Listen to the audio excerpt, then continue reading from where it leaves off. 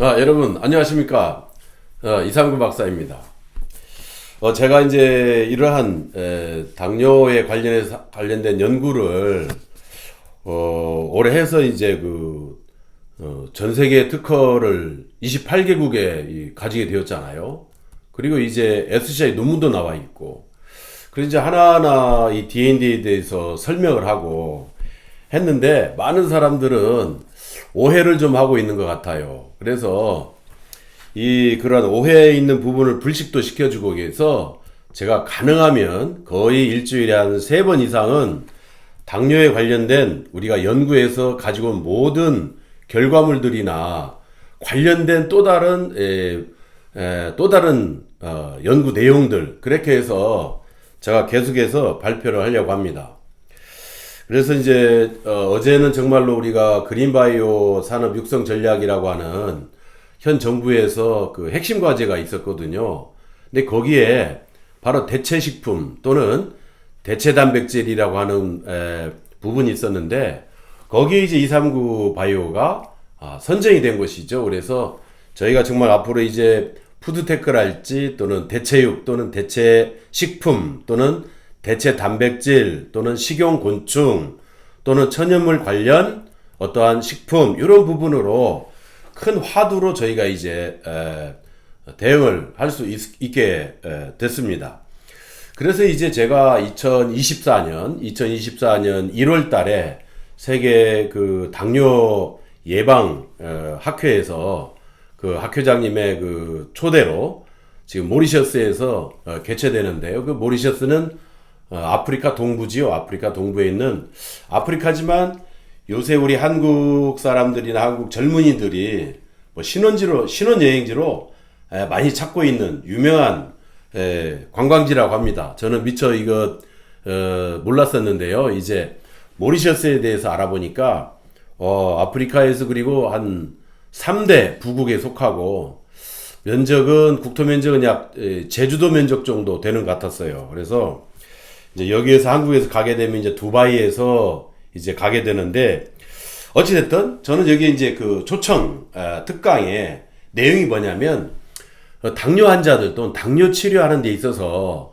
새로운 어떤 비약학적 치료 방법이라고 하는 타이틀로 제가 발표를 하게 됩니다. 그래서 당뇨 환자들에게 어떤 약물요법이 아니라, 어떤 주사요법이 아니라, 그러한 비약학적 방법으로도 새로운 장을 열 수 있는, 그래서 제가 지금까지 연구해왔던 바로 여러분들이 들고 계시는 D&D, 바로 이 다이어비티스 앤 다이어테리라고 하는 당뇨와 식이요법에 관련된 쌍별 귀뚜라미로부터 파생된 연구 결과였습니다. 그래서 그 D&D를 가지고 이제 당뇨 치료에 있어서의 또는 당뇨 환자들에게 이 D&D의 어떤 효능, 효과, 이런 부분에 대해서 제가 이제 많은 세계 당뇨학자들에게 발표를 하게 됩니다. 그래서 이제 이 비약학적 치료 방법이기 때문에, 물론 한국에서는 매우 등한시했거나 많은 외면을 받아왔지요. 다만 이제 국제당뇨학회를 통해서 코로나 직전에 많은 발표가 이루어졌었고, SCI 논문이 이제 발간이 되어졌고, 전 세계 28개국에서 특허 등록이 되면서 이제 비로소 공신력을 얻게 되었고, 그동안 4년간의 1형 당뇨 환자들과 2형 당뇨 환자들의 데이터를, 환자들의 데이터를 추적을 해왔거든요. 그래서 이 추적한 이 결과를 가지고 바로 모리셔스에서 열리는 세계 당뇨학회에서 제가 주 239 바이오 대표이사가 의사가 아니지만 연구자로서, 특허권자로서 지금까지 연구한 토대를 바탕으로 발표를 하게 되는 것입니다.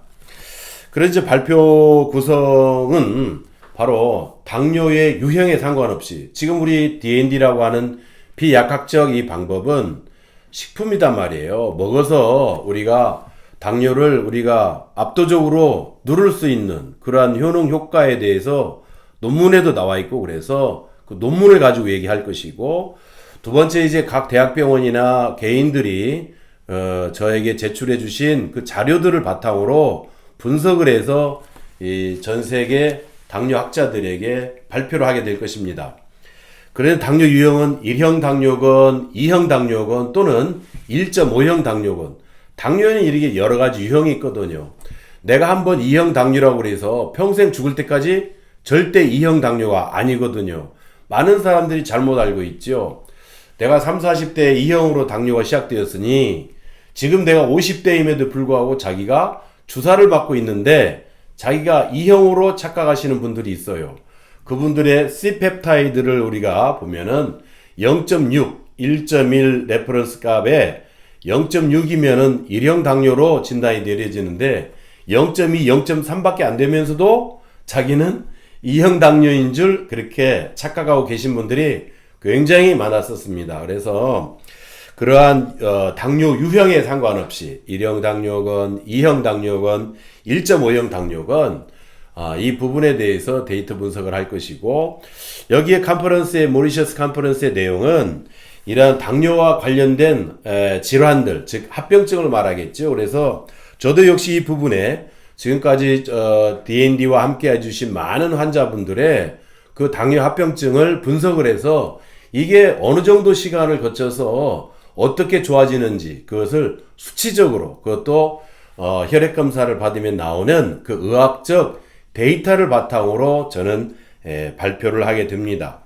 그래서 이제 하게 되면은 지금 여러분들이 너무나 다 잘 알고 계시는 가장 기본이 바로 당화혈색소지요. HbA1c라고 하는 요 당화혈색소가 13, 10일에서 어떻게 6으로 얼마 만에 떨어졌는지에 대해서 제가 분석할 것이고, 당연히 또 우리가 하는 당뇨 환자라면 알게 되는 공복혈당과 식후 2시간의 혈당, 그래서 이 패스팅과 PP2에 대해서 반드시 저희가 또 분석을 할 것이고, 그 다음에 2형 당뇨 환자라면 당연히 인슐린 저항성이 있으니까 그 인슐린 저항성 부분에 대해서도 저희가 분석을 할 것이고, 그 다음에 1형 당뇨 환자들 같은 경우는 주사를 꽂고 있지만은 인슐린 농도가 내 몸에서 어느 정도 분비되는지 이 부분도 역시 분석을 할 사항입니다. 당연히 당뇨 환자라면 비타민 D는 매우 중요하지요. 그래서 비타민 D도 역시 포함이 되어 있고, 어찌 보면은 당뇨 주사를 맞고 있거나 당뇨약을 2번 정도 드시는 분들은 이 C펩타이드의 수치가 매우 중요할 것인데, 이 부분도 제가 분석을 해서 학회에서 발표를 할 것입니다. 당연히 우리가 당뇨 환자는 당뇨는 이 고혈압이나 고지혈 이걸 항상 거의 동반하게 되지요. 그래서 당뇨와 고혈압과 고지혈, 어떻게 이분들이 고혈압약을 빼고 고지혈증 약에서 벗어나서 정상적인 혈압을 유지할 수 있었나, 이런 부분들을 제가 또 발표를 할 것이고, 그 다음에 가장 중요한 어찌 보면은 중성지방이랄지 또는 총콜레스테롤이나 HDL 콜레스테롤 또는 저밀도 콜레스테롤, 이런 부분에 대해서도 분석을 할 것입니다.